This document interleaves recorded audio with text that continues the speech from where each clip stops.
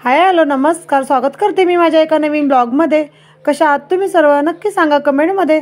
आणि माझे ब्लॉग आजकाल सगळे छान बघतायत, मला खूप छान वाटतंय।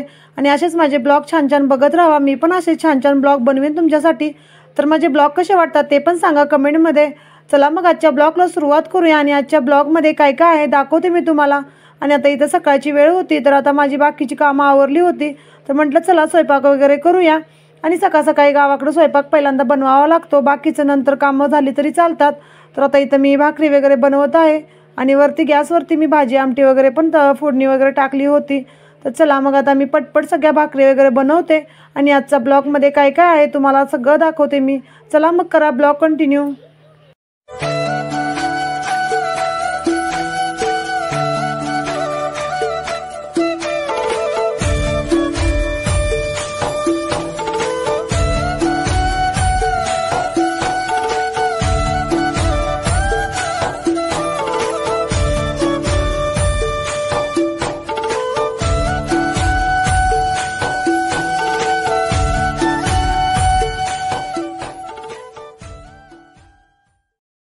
आणि इथं माझा सकाळचा स्वयंपाक पण सुरू होता आणि एका साईडला कृणाल पण होता। कृणालचं पण काय ना काय तर चालू होतं विचारायचं, ते सगळ्या गोष्टी मी त्याला सांगत होतो।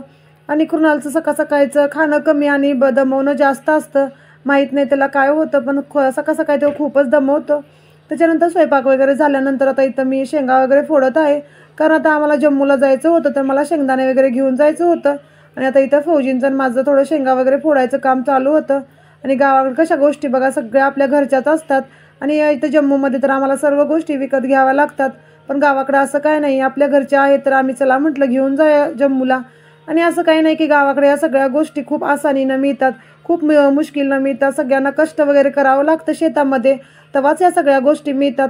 आणि मी बघत असते माझे सासू सासरे किती कष्ट करतात शेतामध्ये, आणि शेतामध्ये कष्ट तर करावंच लागतं, खूप संघर्ष करावा लागतो, तेव्हा ह्या सगळ्या गोष्टी आपल्याला मिळतात। आणि शहरामध्ये बघा आपण थोडीशी 10 रुपयाची कोथिंबीर जरी विकत घ्यायची म्हटलं तरी पण आपल्याला पैसेही द्यावंच लागतं। तसं गावाकडं नसतं, आपण शेतामध्ये जावा लगेच घेऊन या, आणि आपल्या शेताच्या आसपास जरी शेतं वगैरे असतात तर आपल्याला कोणी पण देतं। तर शहरामध्ये या सगळ्या गोष्टी बघायला पण खूप कमी मिळतात आणि कोण असं एवढं देत पण नसतं। तर आता इथं चला आम्ही आता इथं माझं बाकीचं काम आवरल्यानंतर इथं आम्ही लाडू वगैरे बनवत होतो, कारण आता आम्हाला जम्मूला लाडू वगैरे घेऊन जायचं होतं। तर म्हटलं सासूबाई चला आता दुपारच्या वेळ आहे तर आपण बनवूया। आणि इथं मी केसाला मेहंदी वगैरे पण लावली होती, कारण तुम्हाला सर्वांना माहीत आहे जम्मूमध्ये एवढी थंडी आहे तर मेहंदी लावणं पॉसिबलच नाही। तर म्हटलं चला गावाकडे छान ऊन वगैरे आहे तर मी इथं मेहंदी वगैरे लावून घेते।